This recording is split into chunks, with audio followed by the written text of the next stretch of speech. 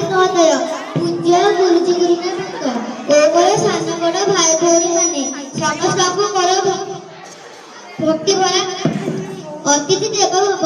ଏହି ବିଷୟରେ ମୋତେ କିଛି କହିବାର ସୁଯୋଗ ମିଳିଥିବାରୁ ମୁଁ ନିଜକୁ ଧନ୍ୟ ମନେ କରୁଅଛି। ଅତିଥି ଦେବ ଭବ ଅର୍ଥାତ୍ ଅତିଥି ଦେବତାଙ୍କର ରୂପ ହେଉଛନ୍ତି। ଅତିଥିଙ୍କର ସ୍ୱାଗତ ଓ ସତ୍କାର କରିବା ଆମର କର୍ତ୍ତବ୍ୟ ଓ ଧର୍ମ ଅଟେ। ଏହି ସିଦ୍ଧାନ୍ତ ଆମ ଘରକୁ ଆସୁଥିବା ଅତିଥିଙ୍କର ସେବା ଓ ସମ୍ମାନ କରିବାକୁ ଶିକ୍ଷା ଦିଏ। ଅତିଥି ଆମ ଘରକୁ ଆସିଥିବା କେହି ବି ହୋଇଥାନ୍ତି, ଯେପରି ବନ୍ଧୁ, ପଡ଼ୋଶୀ ବା ସାଙ୍ଗସାଥି। ଅତିଥିଙ୍କର ଧ୍ୟାନ ରଖିବା ଓ ତାଙ୍କ ପାଇଁ ଉଚିତ ବ୍ୟବହାର କରିବା ଆମର ଦାୟିତ୍ୱ ଅଟେ। ଅତିଥିଙ୍କର ପାଦ ଆମ ଘରେ ପଡ଼ିଲେ ଆମକୁ ପୁଣ୍ୟ ଫଳ ମିଳିଥାଏ। ଅତିଥିଙ୍କର ଅନାଦର ଭଗବାନଙ୍କ ଅନାଦର ସହ ସମାନ ହୋଇଥାଏ। ଯେଉଁ ଘରେ ଅତିଥିଙ୍କର ଆଦର ହୁଏ ନାହିଁ, ସେ ବ୍ୟକ୍ତି ଯେତେ ଧନବାନ ହେଲେ ମଧ୍ୟ ସୁଖୀ ହୁଏ ନାହିଁ। ଅତିଥି ଦେବୋଭବ ମାଧ୍ୟମରେ ଆମେ ଆମ ସମାଜରେ ଅନ୍ୟମାନଙ୍କ ପ୍ରତି ସ୍ନେହ, ପ୍ରେମ, ସହାନୁଭୂତି ଓ ସମ୍ମାନର ଭାବନାକୁ ବିକଶିତ କରିପାରିବା।